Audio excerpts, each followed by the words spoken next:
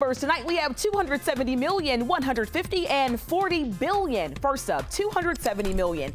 The maker of OxyContin, Purdue Pharma, has reached a $270 million settlement with the state of Oklahoma. So this is all connected to the nationwide opioid epidemic. Many states, including Georgia, have sued those drug makers, accusing them of causing opioid deaths. Part of the deal in Oklahoma includes a lot of money to expand addiction treatment and research.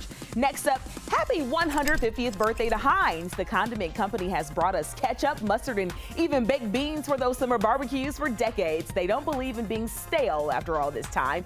Although they're most known for ketchup, Heinz' first product was actually horseradish. I didn't know that. Finally, Americans spent $40 billion shopping while drunk in the past year. Yeah, I guess that's the thing.